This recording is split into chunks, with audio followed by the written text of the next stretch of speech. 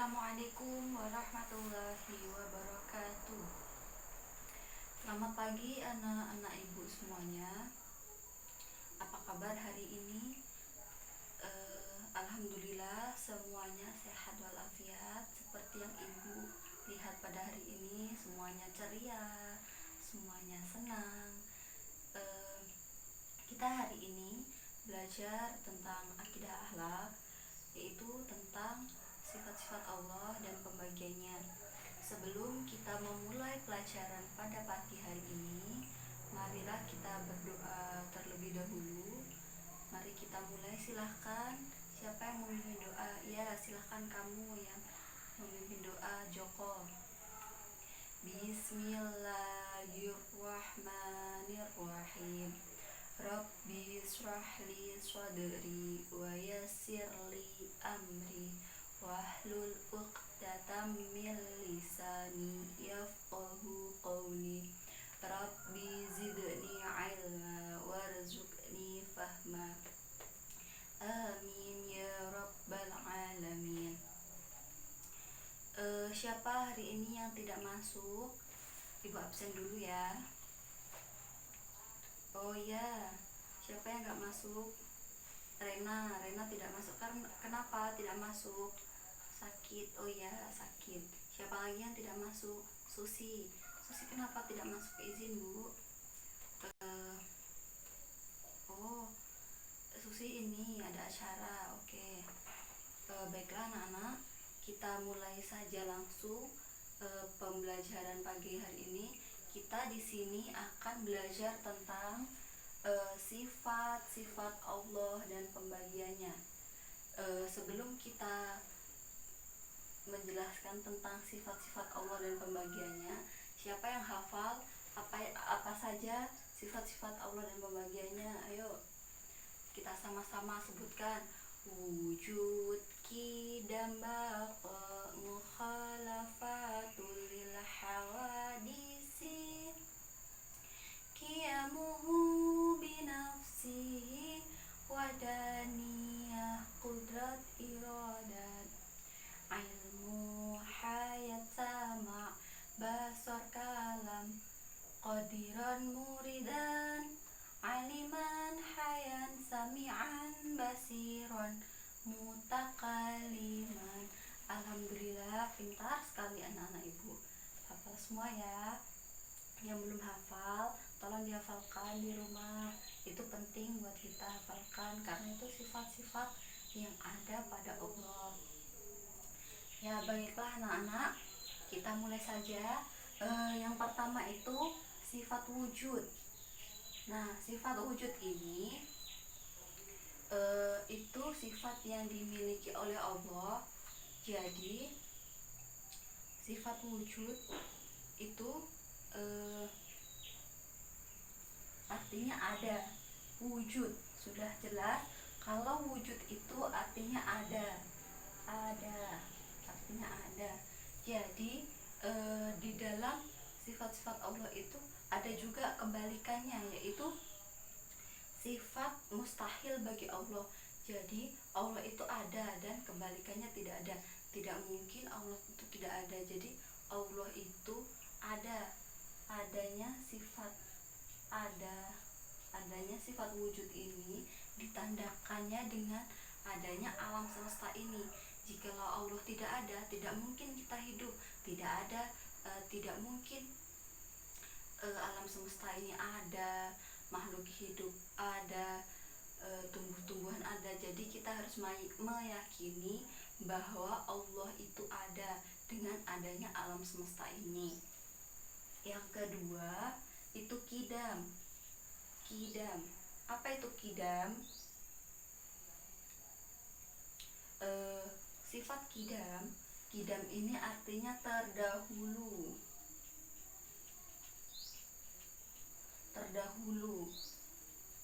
Nah, terdahulu dia mengapa dikatakan terdahulu?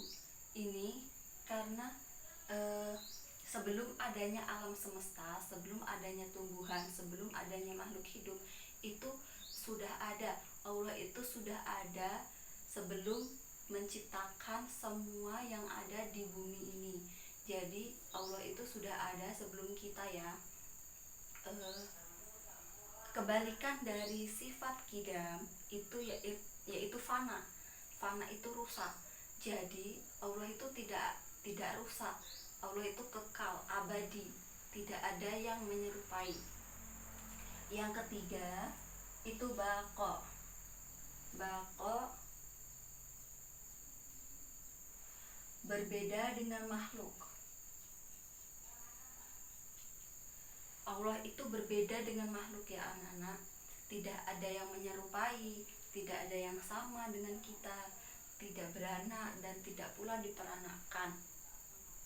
Jadi jikalau Allah itu sifatnya berbeda dengan makhluk, jadi kebalikannya itu rusak. Sifat mustahilnya rusak. Jadi semua makhluk hidup, semua tumbuhan, semua tanaman, semua yang ada di bumi ini akan rusak, akan hancur, kecuali zat Allah yang maha kuasa. Allah itu maha segalanya, tidak akan rusak, dia tetap kekal abadi. Yang keempat itu mukhalafatul lil hawadisi.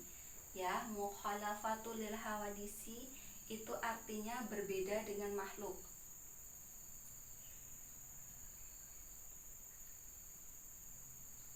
Berbeda dengan makhluk. Sifat mustahilnya itu serupa dengan makhluk. Jadi di sini hampir sama dengan baqo tadi. Jadi di sini sifat Allah mukhalafatul lil hawadisi ini dia tidak sama dengan makhluk Allah, tidak sama dengan makhluk ciptaannya. Yang kelima itu qiyamuhu binafsihi tadi. Qiyamuhu binafsihi itu artinya berdiri sendiri,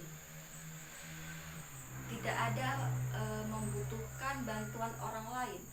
Jadi semuanya dilakukan sendiri. Jadi Allah sebagai zat, Allah itu mempunyai, jadi qiyamu binafsihi ini berdiri sendiri, tidak ada yang membantu. Jadi semuanya Allah kerjakan sendiri. Yang keenam itu wahdaniyah. Wahdaniyah ini artinya, wahdaniyah artinya esa. Artinya esa. Di sini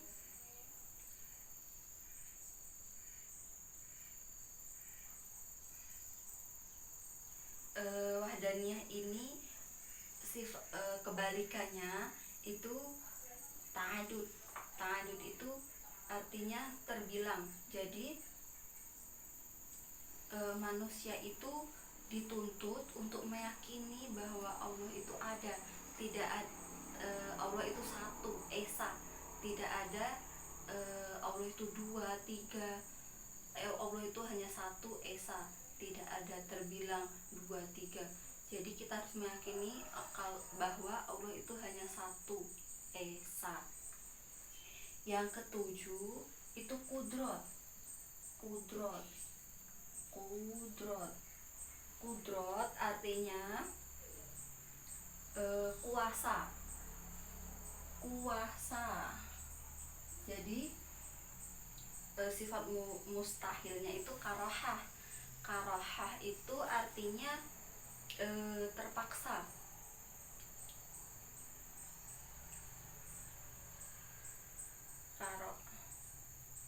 Kudrat, sifat mustahilnya itu ajazun. Ajazun ini artinya lemah. Jadi Allah itu bisa berkuasa, berkehendak dengan apapun, bisa melakukan apapun tanpa hambatan apapun, kecuali manusia. Manusia itu bisa melakukan hal apapun, tapi tidak semuanya bisa dilakukannya. Jadi sifat kudrat ini hanya dimiliki oleh Allah ya anak-anak. Yang kedelapan itu irodat. Apa itu irodat? Arti irodat itu berkehendak. Berkehendak. Hendak. Nah, sifat mustahil dari irodat ini karohah, yaitu terpaksa. Jadi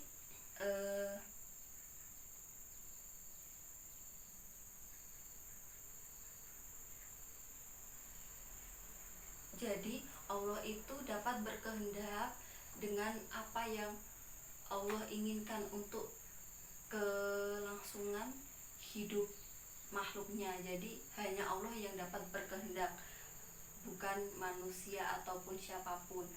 Itu hanya milik Allah, irodat. Yang kesembilan ilmu. Ilmu artinya mengetahui.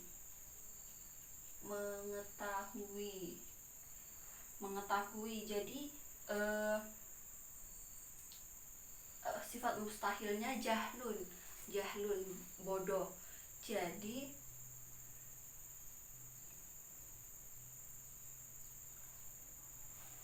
Allah itu maha mengetahui dengan apa yang semua dilakukan oleh makhluk hidup di bumi ini, dengan semua apa benda-benda yang ada di makhluk di muka bumi ini. Allah tahu, Allah mengetahui semuanya.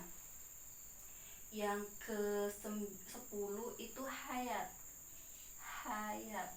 Hayat itu artinya hidup.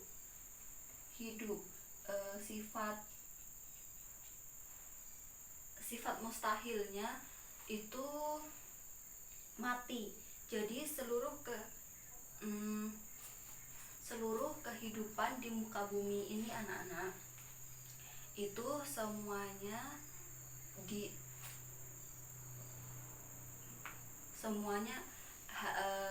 hanya kita tuh tunduk kepada Allah. Tidak ada yang jangan tunduk kepada makhluk selain Allah.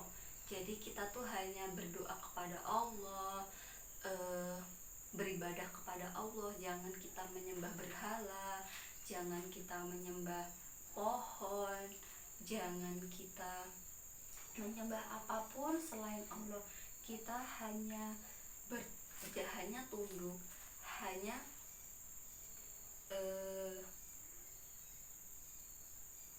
tunduk kepada Allah, karena semua itu yang ada di bumi ini itu yang mengatur semuanya hanyalah Allah. Kita hanyalah makhluk Allah yang hanya bisa berdoa dan beribadah kepada Allah. Jangan berdoa, jangan menyembah selain Allah. Bisa dipahami anak-anak? Yang ke-11, memasuki yang ke-11 ini sama.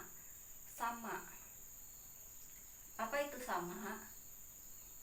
Sama itu mendengar.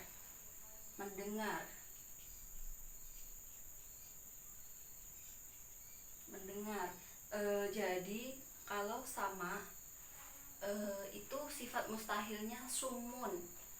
Ya, sumun itu artinya tuli, nggak mungkin. Jadi Allah itu mempunyai sifat sama. Itu Allah itu maha mendengar apapun yang ada di muka bumi ini, apapun yang ada isi di muka bumi ini, apapun yang kita lakukan, apapun yang kita ucapkan, Allah mendengar. Allah maha mendengar semuanya yang makhluknya lakukan. Jadi baik-baiklah dalam berbicara. Jika kita berbicara dengan baik, kita akan berbuah pahala. Dan jika kita berbicara yang tidak baik, itu akan berbuah dosa. Jadi jangan bilang-bilang kasar, bilang yang tidak itu tidak boleh ya anak-anak. Itu istilah Jawanya. Kalau kita bilang perkataan yang baik itu namanya sarung. Itu anak-anak, asalkan anak-anak tahu, itu semua akan berbuah dosa. Paham? Nah, memasuki yang ke-12, ini basor. Apa itu basor? Basor artinya melihat. Dan sifat mustahilnya itu umyun. Umyun itu artinya buta. Jadi Allah itu maha melihat sesuatu anak-anak. Seperti yang tadi, seperti sama, itu maha mendengar dan maha melihat. Jadi Allah itu melihat semua yang dilakukan makhluk di bumi ini, melihat apa yang kalian lakukan. Jadi perbanyaklah berbuat kebaikan. Jadi Allah itu melihat apa yang kita lakukan. Kalian sedang mandi, kalian sedang tidur, kalian sedang belajar, itu Allah melihat. Jadi itu sifat basor, itu melihat ya anak-anak. Yang ke-13 itu kalam. Apa itu kalam? Kalam itu artinya berfirman. Dan sifat mustahilnya itu bukmun, artinya bisu. Jadi bagaimana? Pasti anak-anak juga bertanya, Bu, bagaimana sih Allah itu berbicara? Nah, Allah berbicara itu dengan adanya firman. Allah itu berfirman. Allah berfirman dalam surah Al-Ahzab ayat berapa dan ayat berapa, ayat sekian. Nah, itu firman Allah itu diturunkan oleh malaikat Jibril dan diterima oleh Nabi Muhammad SAW. Dan Nabi Muhammad itu menyebarkan semua firman itu kepada manusia, kepada umat manusia, kepada umat beliau. Jadi itulah yang dinamakan kalam yang artinya berfirman. Jadi Allah itu berbicara dengan adanya firman itu. Yang ke-14 itu qadiron. Apa arti qadiron? Ini yang ke-14 qadiron, yang ke-15 muridan, yang 16 aliman. Jadi ini yang 14, 15, 16, 17, 18, 19, 20. Ini kalian cari, kalian pelajari. Besok minggu depan kita kumpul. Ya, 1, 2, 3, 4, 5, 6, 7. 7 ini buat PR kalian ya. Yaitu yang memasuki materi yang kedua itu pembagian sifat wajib bagi Allah. Itu ada 4 anak-anak, ada 4. Yang pertama sifat nafsiyah, yang kedua salbiyah,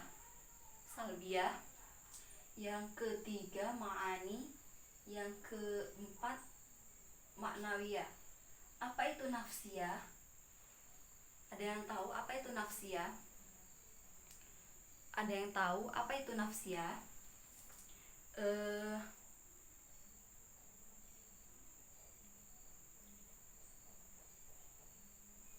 Nafsiyah ini adalah sifat yang berhubungan dengan zat Allah, yang berhubungan dengan zat Allah. Jadi zat Allah itu semata-mata hanya satu sifat nafsiyah itu, yaitu wujud. Wujud ini termasuk dalam sifat nafsiyah, wujud. Jadi sifat nafsiyah itu yang berhubungan dengan sifat Allah itu hanya satu, wujud, yaitu ada. Itu nafsiyah ya. Yang kedua itu salbiyah. Apa itu salbiyah? salbiyah? Sifat salbiyah ini adalah sifat yang menolak segala sifat-sifat yang tidak layak dan tidak patut bagi Allah. Jadi sifat salbiyah ini hanya dimiliki oleh Allah, tidak akan dimiliki oleh makhluk lain, hanya Allah yang memiliki.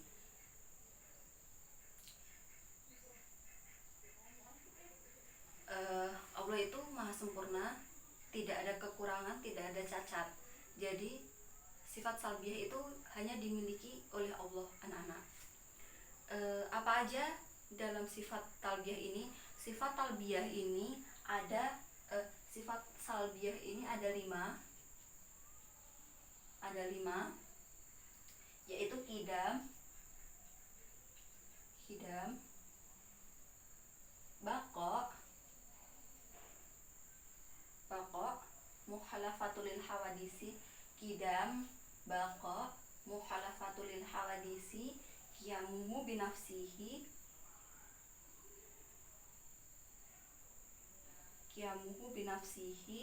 wahdaniyah.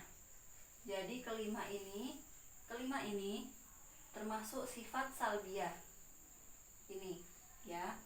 Yang ketiga itu sifat ma'ani. Apa itu sifat ma'ani? Sifat ma'ani ini yaitu sifat yang ada pada zat Allah yang sesuai dengan kesempurnaannya.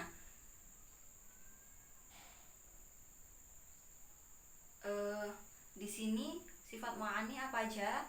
Yaitu ada 7 sifat ma'ani. Itu kudrat,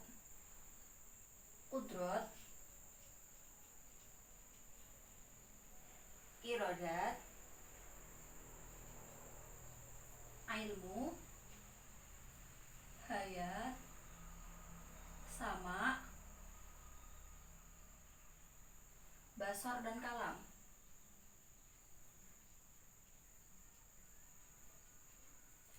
Nah, ini sifat ma'ani ini ada 7: kudrat, iradat, ilmu, hayat, sama, basar dan kalam.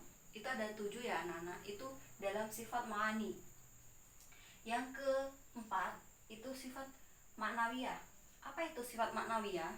Ini yang terakhir ya, sifat maknawiyah. Sifat maknawiyah itu sifat yang tetap ada dan tidak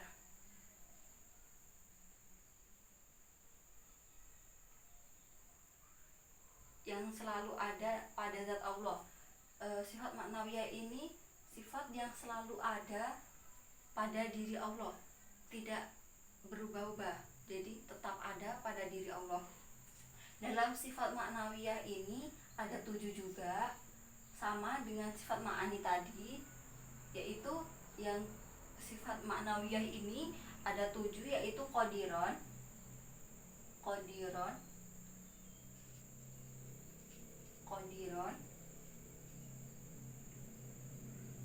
hayan, qadiron, muridan,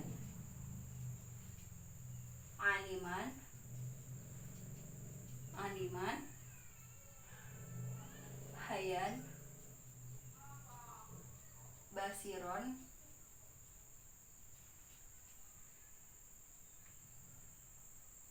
hayan, sami'an,